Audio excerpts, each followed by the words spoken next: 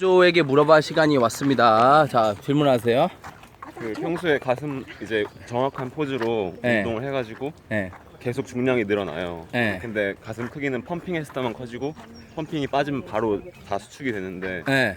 어떤 식으로 그 펌핑감을 유지할 수 있는지 식단이나 펌핑감 아니면 사이즈 늘리는 거. 사이즈 그러니까 자체를, 근육 네. 사이즈. 네. 자, 근육 사이즈를 늘리기 위해서는 무게가 필요해요. 네. 오케이? 무게가 필요하고 횟수가 필요합니다. 네. 오케이? 그 다음에 근육의 그 긴장감, 속도가 주로예요. 템포라고 그러죠. 네. 템포 트레이닝이 필요하고, 그 다음에 트레이닝을 하고 나서 영양 섭취가 중요합니다. 오케이? 휴식과. 네. 자, 그래서 모든 게 다 맞아야 돼요. 근육이 크려면. 네. 그래서 무게도 무거워야 되고, 지금 고급자니까 이 정도 레벨에서는 횟수가, 그래서 어깨강 관절만 괜찮다라면 네. 3회까지 하는 것도 괜찮은 것 같아요. 그냥 고강도 고중량으로도 하고, 네. 그래서 벤치프레스를 피라미드 세트로 올라가는 거죠. 네. 월머브로 뭐 20개, 네. 15개, 12개, 10개, 8개, 5개, 3개. 근데 메인 운동은 무겁게 올라가서 네. 다시 내리는 거죠, 또.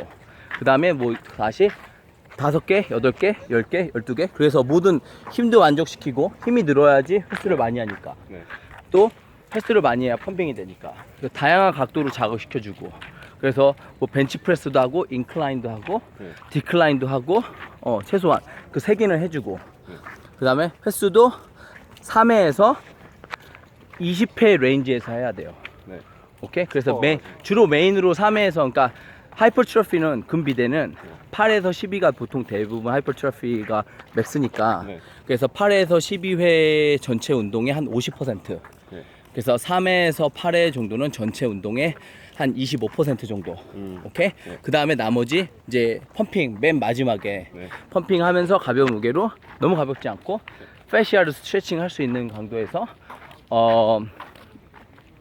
25% 정도를 하면 돼요. 네. 그래서 이 다양한 각도로 무게도 필요하고요, 횟수도 필요합니다. 그리고 충분한 영양 섭취도 해야 돼요. 그러니까 너무 무리한 다이어트는 고급자 같은 경우는 오히려 근손실이 많이 일어나니까 네. 그렇게 하지 마시고, 그래서 다양한 각도로 하시고, 이 또 제네릭이 많이 있어요. 저 같은 경우는 푸시업, 그러니까 어렸을 때부터 푸시업을 굉장히 많이 해서 되게 가슴을 잘 먹는다 그러죠. 네. 조금만 운동해도 정말 가슴이 많이 돼서 가슴 운동 많이 안 해요. 근데 약한 부위는 사실 많이 해야 돼요. 그러니까 근육을 늘리기 위해서는 인텐시티도 무인텐시티는 무게, 네.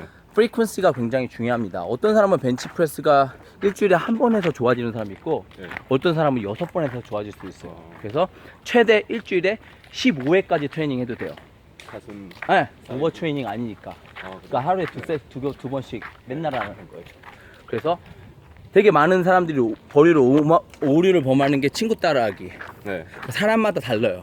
그래서 모든 걸 다 해봐야 돼요. 그러니까 피라미드 세트하고, 네. 뭐 가슴 운동도 맨날 똑같이 하지 마시고, 네. 컴파운드 세트하고, 컴파운드는 뭐 2개를 똑같이 하는 거, 뭐 그다음 트라이 세트도 하고, 인클라인, 플랫, 디클라인 한 방에 다 해버리고, 자이언트도 해버리고, 슈퍼 세트도 하고. 그래서 맨날 할 때마다 다른 자극을 줘야 돼요. 그거는 근육 증가에 좋죠. 내가 만약에 힘 늘리는 거 같은 뭐 스트렝스 트레이닝 같은 경우는 네. 힘을 늘리기 때문에 시간 제거하면서 정확하게 합니다. 근데 하이퍼트로피 같은 경우는 근육을 굉장히 혼란스럽게 해야 돼요. 똑같은 자극이 맨날 똑같은 길 가면 안 돼요. 항상 자극이 달라야 돼요. 네. 충분한 영양 섭취. 그래서 아직 그렇게 가슴이 많이 커진 상태가 아니기 때문에 네.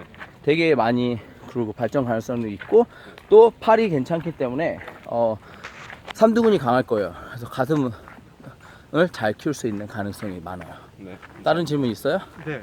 어떤 질문? 이제 보통 이제 보통.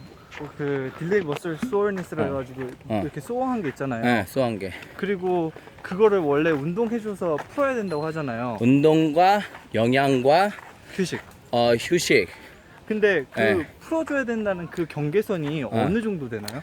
그러니까 인텐시티라고 그러죠. 강도. 네, 네. 인텐시티가 보통 50%에서 60%의 인텐시티면 네. 저강도예요. 그래서 예를 들어서 내가 그 부위에, 아픈 네. 부위에 운동을 20개 정도 할 수 있을 정도. 네.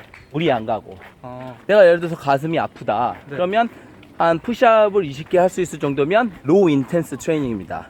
그 정도면 오히려 근육통 회복이 빨라요. 그러니까 이두가 아프다. 네. 그러면 가벼운 무게 들고 20번. 몇 세트? 2에서 3세트 정도 하면 오히려 사람마다 다르겠죠. 네. 어떤 사람은 뭐 4세트도 할 수 있고 어떤 사람은 한 세트만 하는 게 낫겠죠. 네. 실험을 해봐야 움직여야 돼요. 그래서 근육통이 있으면 네. 첫 번째로 굉장히 잘 쉬어야, 영양 섭취가 충분히 이루어져야 됩니다. 충분한 단백질 섭취 대부분은 하고 있어요. 자, 그리고 충분한 휴식 대부분이 안 되고 있어요. 그 다음에 충분한 물 섭취도 해주시고 뭐 미네랄 그런 거 다 해야 되니까 그 베지터블 그거 한 박스 드시고, 그 다음에 적당량의 움직임. 오케이, 적당량의 움직임이 혈액순환이 있어서 도움이 됩니다. 그리고 콜드 샤워도 도움돼요. 그러면 그 네. 휴식 적당한 휴식이라고 하셨잖아요. 네. 그러면 운동을 바로 하고 뭐 그냥 완전 뭐 취침을 자거나 낮잠을 자거나 그런 게 최대한 많이 운동 한 번도 안 해본 사람이 이렇게 운동 시작하면 하루에 네. 최소한 10시간은 자야 돼요. 10시간 자야 돼요. 몇 시간 자야 되는지는 네. 어떻게 알아내냐면 네. 토요일 날 같은 때 네. 자요. 한 네. 9시나. 네.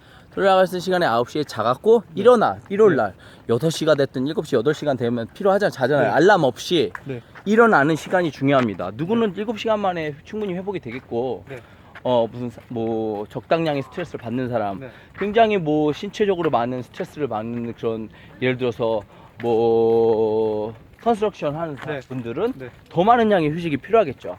사람마다 개인차가 있어요. 그래서 네. 저 같은 경우는 7시간에서 10시간 정도는 자야 되는 것 같아요.